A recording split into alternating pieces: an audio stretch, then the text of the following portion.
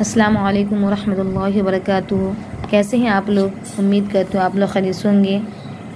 आज की वीडियो में हम पढ़ाएंगे ख़वातीन का दीनी मुअल्लिम में से खाना खाने की सुन्नतें। इससे पहले आप इशराक की नमाज़, चाश्त की नमाज़ और सुबह का नाश्ता इन सब के बारे में पढ़ें और इन नमाज़ों के बारे में, इशराक की नमाज़ कैसे पढ़ी जाती है और चाश्त की नमाज़ कैसे पढ़ी जाती है और कब पढ़ी जाती है। और आज की वीडियो से जो हम पढ़ाएंगे वो है खाना खाने की सुन्नतें, यानी किस वक्त हम खाएंगे, किस वक्त खाना सुन्नत है। तो कह रहे हैं ज़वाल के वक्त अक्सर खाना खाने की आदत होती है, लिहाजा अब खाना खाने की सुन्नतें लिखी जाती हैं। अल्लाह ताला सब मुसलमानों को हुज़ूर अकरम सल्लल्लाहु अलैहि वसल्लम की सुन्नतों पर चलने की तौफीक बख्शे, आमीन। कह रहे हैं कि जिस तरीके से बताया गया है उसी तरीके से खाना है, और सुन्नत का मतलब है कि जिसको अल्लाह के रसूल सल्लल्लाहु अलैहि वसल्लम किए हैं तो उन पर हमें अमल करना है, अल्लाह तबारक व तआला से दुआ भी करना है। फिर कह रहे हैं मसनून खाने। मसनून खाने क्या है, कौन कौन से खाने हैं? तो कह रहे हैं खाने की बहुत सी सूरतें और किस्में ईजाद होती जा रही हैं और हम उनको अपनाते जा रहे हैं। ज़रूरत है कि इस मौके पर रसूल सल्लल्लाहु अलैहि वसल्लम की सुन्नतों को अपना लिया जाए। कह रहे हैं बहुत सारी जो सूरतें हैं वो खाने की आ चुकी हैं और आपको मालूम भी होगा, और तरह तरह के खाने जो मिल रहे हैं और सब मिलकर खा भी रहे हैं। बहुत ही दावतों में वैसे खाने पेश किए जा रहे हैं। तो ऐसे टाइम में हमें क्या करना है, अल्लाह के रसूल सल्लल्लाहु अलैहि वसल्लम की सुन्नतों को अपनाना है। कह रहे हैं अगर मोहब्बत सच्ची है तो ऐसा करना कुछ मुश्किल नहीं, यानी अगर अल्लाह के रसूल सल्लल्लाहु अलैहि वसल्लम से सच्ची मोहब्बत होगी तो फिर ऐसा खाने में कोई दिक्कत नहीं। जो अल्लाह के रसूल सल्लल्लाहु अलैहि वसल्लम को पसंद है वो हमें भी पसंद होनी चाहिए, आपको भी पसंद होनी चाहिए, और उन खाने को आप भी खाइए, अपने बच्चों को भी खिलाइए और उनकी तरगीब भी दीजिए।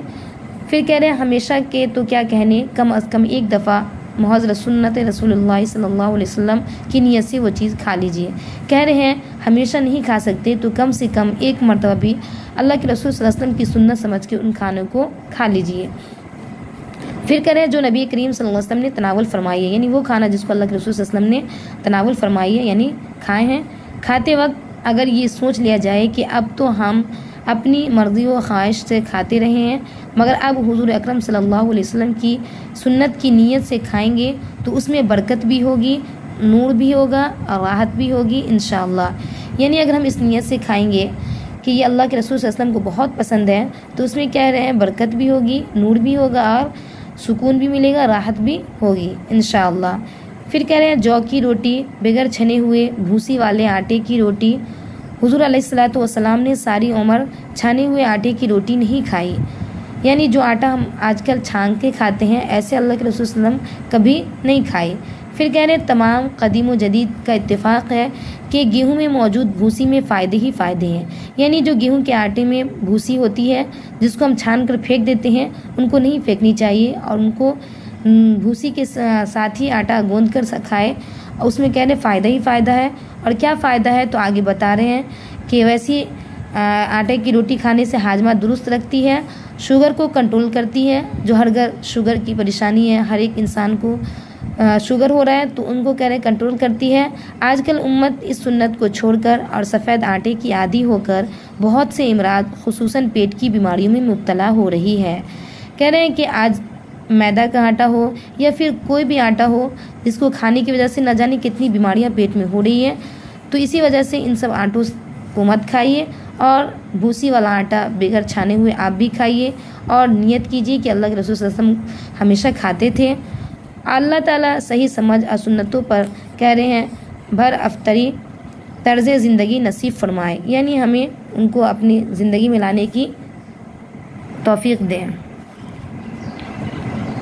फिर आगे कह रहे हैं क्या क्या चीज़ खाना मसनून है, तो कह रहे हैं ऊँट, गाय, भेड़, बकरी, दुम्बा, मुर्ग, खरगोश, नीलगाय और परिंदों का गोश्त, मछली, खजूरें, कच्ची नीम, पुख्ता, तरो खुश्क, हर किस्म की खजूरें, खुश्क छुआरे, रोटी पर खजूरें रखकर दोनों को मिलाकर खाना, सिरका और रोटी, गोश्त सुखाया हुआ, भुना हुआ, शोरबे के साथ पका हुआ, सब्ज़ी के साथ पका हुआ, दस्ते और उनका गोश्त, ऊँट का गोश्त, दिल, कलेजी, जैतून का तेल, कलौंजी, लौकी, कद्दू, पनीर और मक्खन के साथ छुआरे, इसी तरह आप सल्लल्लाहु अलैहि वसल्लम ने खरबूजा, तरबूज, खीरा और ककड़ी को खजूरों के साथ मिलाकर खाया है।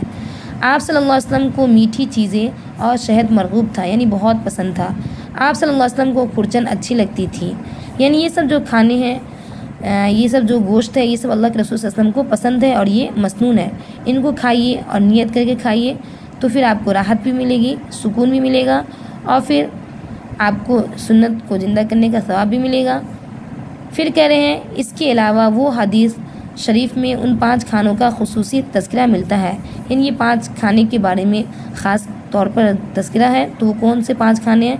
तो कह रहे नंबर 1 शोरबे में रोटी भिगोकर खाना, जिसको सरीद कहते हैं। नंबर 2 हरीरा, गेहूँ या जौ के आटे में जैतून का तेल डालकर एक मलीदा सा बनता था, जिसमें काली मिर्ची और दीगर मसाला डाला जाता था। फिर कह रहे नंबर 3 तलबीना, ये कूटे हुए जौ को दूध और शहद में मिलाकर बनाया जाता था। और तीसरा कह रहे हीस, ये देसी घी में पनीर और खजूर डालकर बनाया जाता था। और नंबर 5 है जौ का आटा और चुकंदर मिलाकर पकाया गया दलिया। ये 5 खाने हैं जिनका खुसूसी तज़किरा किया गया है।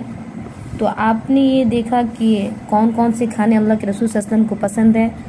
तो इनमें से आपको अगर पसंद है तो बहुत अच्छी बात है, अगर पसंद नहीं है तो इनको अपनी पसंद बनाना है और इनको खाना है, खुद भी खाना है और अपने बच्चों को भी तरगीब देना है, खिलाना है। तो आज के लिए बस इतना ही, फिर मिलते हैं अगली वीडियो में। तब तक के लिए अपना ख्याल रखिएगा और दुआ में याद रखिएगा। अल्लाह हाफिज़।